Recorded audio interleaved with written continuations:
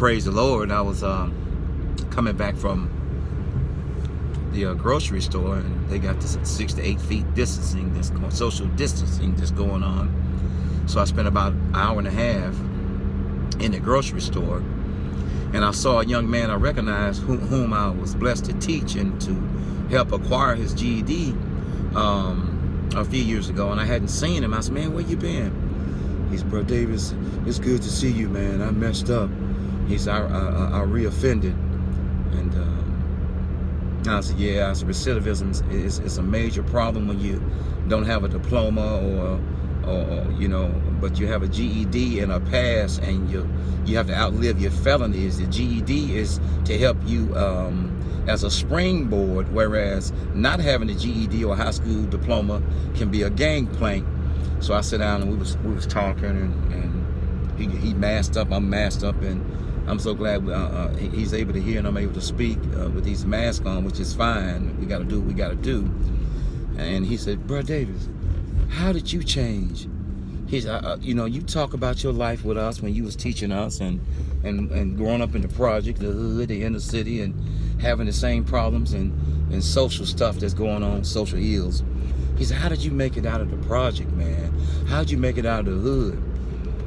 And I told him, I said, "Great question." I don't know if he was there that day, but I stated, you know, the truth of one of my testimonies. My mom, I had been out all night wilding, had been gone for 2 or 3 days, was sneak in, sneak out, was giving my mom and dad just, for use of a better word, holy hell.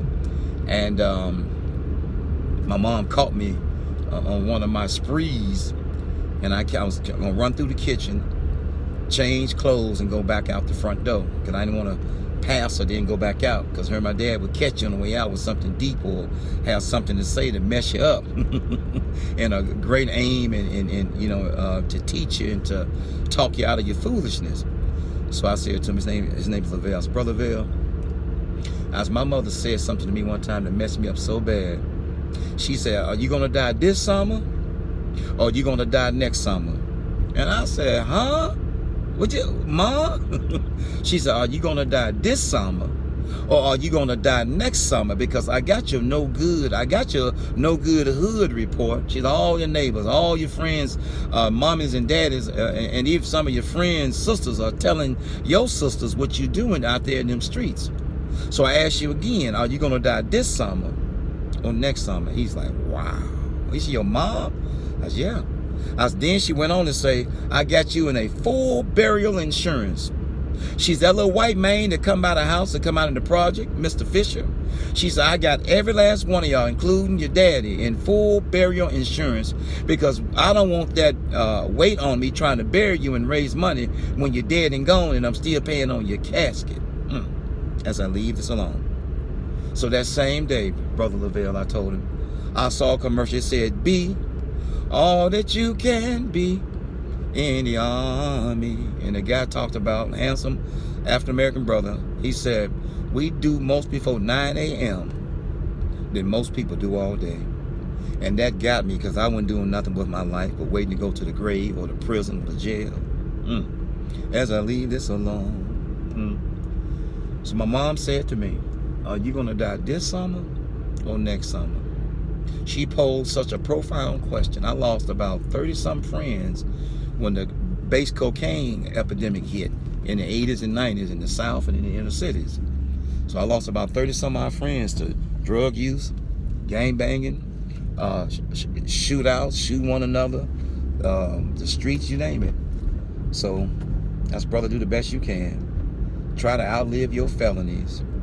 You know, if you committed a felony, it's going to take you 7 to 10 years just to outlive it. And that's just the background check. And if a company don't allow anyone with a background to work for them at all, I don't care how old your felony is. But one thing for truth, as I leave this alone, we commit felonies against God in our mind and heart. There are no misdemeanors. There's misdemeanor and misdemeanor or misdemeanor. But there's no such thing as a misdemeanor with God our Father. So I said, "Brother Lavelle," I gave him $20. "I'll do the best you can." I gave my telephone number. "If it's something I can do for you, I'm going to do it. If I can't do it, I'm going to tell you I can't do it. And if I have to sacrifice and do it, I will." So I thank God our Father for my mom and for the United States Army. My son is in the Navy. And my mom asked me this question: are you going to die this summer or next summer? Do something with your life besides lose it. My brothers and sisters, do something with your life besides lose it. Peace.